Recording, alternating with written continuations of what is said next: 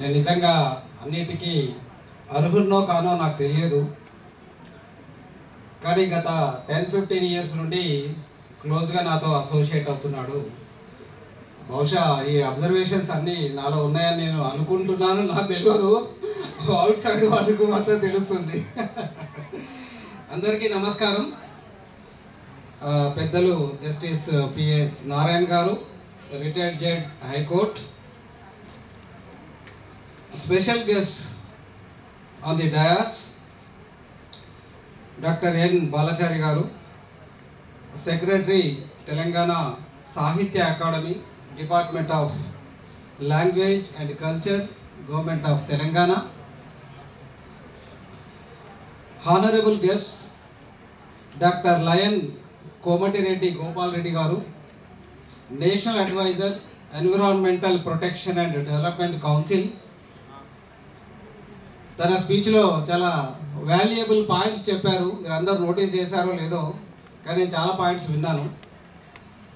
తర్వాత లయన్ ప్రేమ్చంద్ మనోజ్ జైన్ గారు, director Lions club of Hyderabad.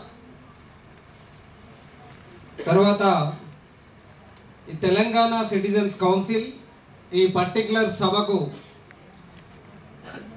సభను అరేంజ్ చేసి గత 40 సంవత్సరాలు తెలంగాణ సిటిజన్స్ కౌన్సిల్ తరఫున ఎన్నో ప్రోగ్రామ్స్ కండక్ట్ చేసి సమాజంలో ప్రతిభావంతులైన వారికి ఒక మోటివేషన్ అవార్డ్స్ రూపంలో ఇట్లాంటి ప్రోగ్రామ్స్ కండక్ట్ చేసి అందరినీ మోటివేట్ చేస్తున్నాడు. చాలా అభినందనీయం. నా తరఫున వారికి శుభాకాంక్షలు తెలుపుతున్నాను. అట్లాగే ఈ భాస్కర్ గారు, కటికన్ భాస్కర్ గారు సోషల్ యాక్టివిటీస్ చాలా ప్రోగ్రామ్స్ చేస్తుంటారు. అండ్ మిగతా పెద్దలు స్టేజ్ పైన కూర్చున్న వాళ్ళు, అట్లాగే my dear Raviteja from Osmania university, and stage ముందు ఉన్న పెద్దలు, అవార్డు తీసుకునే గ్రహీతలు, students, faculty members and all other staff, printing and electronic media, అందరికీ very good morning, good afternoon. Of course 1 అవుతుంది, నేను ఎక్కువ టైం తీసుకోను, చాలా చిన్నగానే చెప్తాను. ఆల్రెడీ రవితేజ నా సగం స్పీచ్ చెప్పేసిండు నా గురించి. సో ముఖ్యంగా వివేకానందుని గురించి, ఇక్కడ డిగ్రీ చదువుతున్న అమ్మాయి, నేను స్కూల్ అనుకున్నాను, ఎవరు అమ్మాయి ఇక్కడ నిలబడండి, ఇక్కడ వివేకానంద స్వామి గురించి చెప్పారు కదా, వ్యక్తిత్వం గురించి, దాని గురించి, ఏదో కాలేజ్ నుండి ఫస్ట్ పాయింట్స్ పరేడ్. సో అమ్మాయి చాలా చక్కగా చెప్పింది వివేకానందుడి గురించి. సో ప్రతి ఒక్కరూ భారతదేశ పౌరులతో పాటు ప్రపంచంలో చాలామందికి తెలిసిన ఒక వ్యక్తి ఎవరంటే వివేకానందుడే. మనకు కూడా చిన్నప్పుడు పుస్తకాలలో మనము చదువుకున్నాము.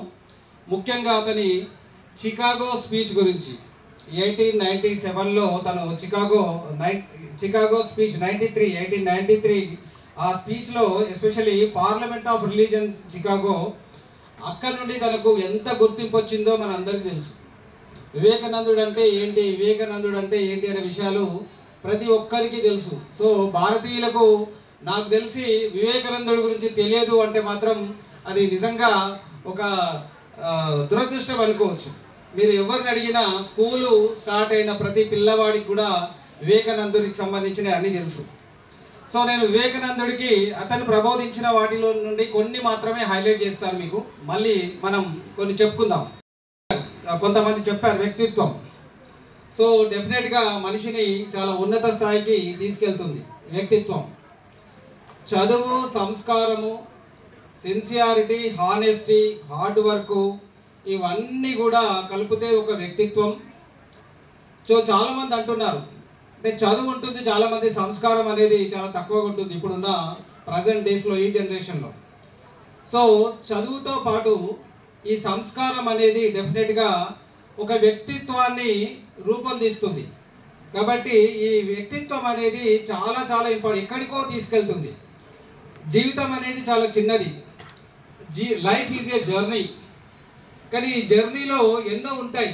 ప్రతి జర్నీ ఎక్కడ కూడా డిజైన్ చేసినట్టు ఉండదు. ఈ లైఫ్లో వచ్చే రకరకాల అండిలేషన్స్ను మనం ఫేస్ చేసుకుంటూ వెళ్ళాలి ధైర్యంగా. అంతకుముందు కూడా చెప్పారు, ఏదైనా కానీ టఫ్ ఉన్నా ఈజీ ఉన్నా ఏదున్నా దాంట్లో మనం గెలుస్తామనే కాన్ఫిడెన్స్తో ముందుకెళ్ళాలి, అటెంప్ట్ చేయాలి. దాంట్లో లాస్ట్కు ఫెయిల్ అయినా కానీ, అటెంప్ట్లో ఫెయిల్ అయినా కానీ నిజంగా అభినందనీయమే. కానీ అటెంప్ట్ చేయకుండా కూర్చోవడం అనేది కరెక్ట్ కాదు. కాబట్టి లైఫ్లో ఇవన్నీ అండులేషన్స్ అనేది ఖచ్చితంగా ఉంటాయి. వీటన్నిటిని అధిగమించినప్పుడే మనం సక్సెస్ను దారి చేరుతాం. ముఖ్యంగా కొన్ని విషయాలు నేను చెప్పాలనుకున్నాను. ఇంతకుముందు పెద్దలు కూడా ఇక్కడ చెప్పారు టీచింగ్ ఫీల్డ్ గురించి. ఈరోజు మన టీచింగ్ వ్యవస్థ ఎలా తయారైందంటే టీచింగ్ అనేది డిఫాల్ట్ అయిపోయింది. చాలా అంటే డిఫాల్ట్, మంచి మంచి ఉద్యోగాలు, శాలరీసు వీటిపైనే అందరూ ఫోకస్ చేస్తున్నారు. కానీ అన్నిటికైనా ఉత్తమమైంది టీచింగ్ అనేది అందరికీ తెలిసిన విషయమే. అమెరికా లాంటి పెద్ద దేశాల్లో కూడా టీచింగ్కు హయ్యెస్ట్ శాలరీ ఉంది ఇప్పటికి కూడా. ప్రొఫెసర్స్ యూనివర్సిటీస్లో కావచ్చు, తర్వాత వేరే దాంట్లో కావచ్చు, హయ్యెస్ట్ శాలరీ ఎవరికి పే చేస్తున్నారంటే టీచింగ్ ప్రొఫెషన్లో ఉన్న వాళ్ళకే పే చేస్తున్నారు. ఇప్పటికి కూడా మీరు వెరిఫై చేసుకోవచ్చు. ఆ తర్వాత మిగతా ప్రొఫెషన్స్, సాఫ్ట్వేర్ ఇంజనీర్ కావచ్చు, మిగతా ఇంజనీరింగ్ కావచ్చు, మిగతా మెడిసిన్ కావచ్చు, ఇట్లాంటి వాళ్ళకు కూడా హయ్యెస్ట్ పేమెంట్ ఉన్నది. అయితే ముఖ్యంగా నేను చెప్పేది ఏంటంటే టీచింగ్ అనేది ప్యాషన్తోని సెలెక్ట్ చేసుకునే ఒక ప్రొఫెషన్. ప్యాషన్ ఉండాలి దానిపైన. అప్పుడే మనము ప్రాపర్గా నాలెడ్జ్ని డిసిమినేట్ చేస్తాం. ఈరోజు టీచింగ్ అండ్ లెర్నింగ్ ప్రాసెస్ ఎలా ఉందంటే ఇప్పటికి కూడా చాలా వరకు వన్ వే కమ్యూనికేషన్ ఉంది టీచింగ్ అంతా. కానీ టీచింగ్ అనేది ఏంటంటే టూ వే కమ్యూనికేషన్ ఉండాలి. ఎఫెక్టివ్ టీచింగ్ అనేది చేయాలి. Effective teaching, effective communication. Communication is different and effective communication is different. Effective communication అంటే ఏంటంటే మనం చెప్పే కంటెంట్ అంటే చెప్పే వాళ్ళకు అర్థం కావాలి ఫస్ట్. ఆ తర్వాత క్లాస్లో ఉన్న స్టూడెంట్స్ అందరికి కూడా అంటే 90% of the students choosing the mode of delivery and 90+% of the students should understand the content. That is called the effective teaching. అది స్కూల్లో కావచ్చు, కాలేజీలో కావచ్చు, ఇంకా యూనివర్సిటీలో కావచ్చు, ఎక్కడైనా కావచ్చు. The mode of teaching may be different, but the communication should reach to each and every student in a proper way for understanding the content.